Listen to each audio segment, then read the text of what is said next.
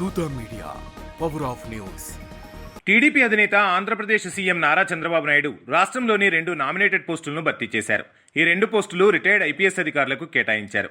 YCP హయాంలో తీవ్ర వేధింపులకు గురైన ఏబీ వెంకటేశ్వరరావును ఆంధ్రప్రదేశ్ రాష్ట్ర పోలీస్ హౌసింగ్ కార్పొరేషన్ లిమిటెడ్ చైర్మన్గా నియమించగా, మరో రిటైర్డ్ ఐపీఎస్ అధికారి ఆర్పీ ఠాకూర్ను ప్రభుత్వ సలహాదారుగా నియమించారు.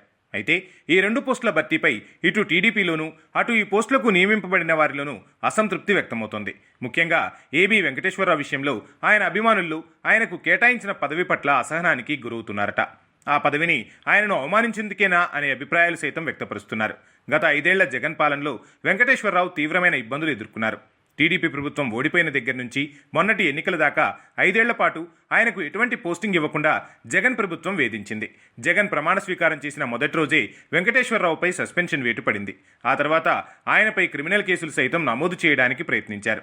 జగన్ ఎంత వేధించినా ఆయన తొనకలేదు, వెనకలేదు. జగన్కు లొంగకుండా, వెన్ను చూపకుండా 5 ఏళ్ల పాటు పోరాడారు. తనపై కక్ష కట్టిన ప్రభుత్వానికి వ్యతిరేకంగా ఇన్ని సంవత్సరాలు పోరాడడం సామాన్యమైన విషయం కాదు. అయితే వెంకటేశ్వరరావు వాటిని తట్టుకుని 5 ఏళ్ల పాటు వీరోచితంగా పోరాడారు. రాష్ట్ర ప్రజలు, ఆయన అభిమానులు ఆయన పోరాట ధోరణిని చూసి ఒకంత ఆశ్చర్యానికి సైతం లోనయ్యారు. ఇక కూటమి ప్రభుత్వం అధికారంలోకి వచ్చిన తర్వాత ఏబీ వెంకటేశ్వరరావుకు మంచి ప్రాధాన్యత కల్పిస్తానని అంతా భావించారు. చంద్రబాబు ముఖ్యమంత్రి అయిన వెంటనే ఆయన్ను పోలీస్ శాఖకు సంబంధించిన కీలకమైన పదవిలో కూర్చోబెడతారనే చర్చలు సైతం ఊపందుకున్నాయి. అవేమీ జరగలేదు.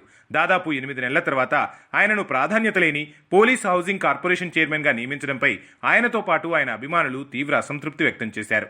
ఈ పోస్ట్ ఇచ్చి ఆయన్ను అవమానించారని, ఇంతకన్నా ఆయనకు ఏమీ ఇవ్వకుండా ఉంటే పోయేదని, ఆయనకు అవమానాలు తప్పవని వారు బహిరంగంగానే వ్యాఖ్యానిస్తున్నారు. మరోవైపు ఠాకూర్కు సలహాదారు పదవి ఇవ్వడంపై కూడా క్యాడర్లో అసంతృప్తి వ్యక్తమవుతోంది. రాష్ట్రానికి చెందినవారిని కాకుండా ఇతర రాష్ట్రాలకు చెందినవారిని సలహాదారుగా పెట్టుకోవడం ఏంటని కొందరు ప్రశ్నిస్తున్నారు. సలహాదారు పోస్టుకు రాష్ట్రంలో ఎవరూ దొరకలేదా అని నిలదీస్తున్నారు. కాగా ఎన్నికలకు ముందు హైదరాబాద్లోని ఎన్టీఆర్ ట్రస్ట్లో కూర్చుని పార్టీ అభ్యర్థుల విజయానికి ఇతర విధాలుగా సహకరించారని, అందుకే ఆయనకు ఆ పోస్ట్ ఇచ్చారని అధికార వర్గాలు చెబుతున్నాయి. మొత్తం మీద 2 నామినేటెడ్ పోస్టులను భర్తీ చేస్తే రెండింటిపై అభ్యంతరాలు, విమర్శలు రావడం గమనార్హం.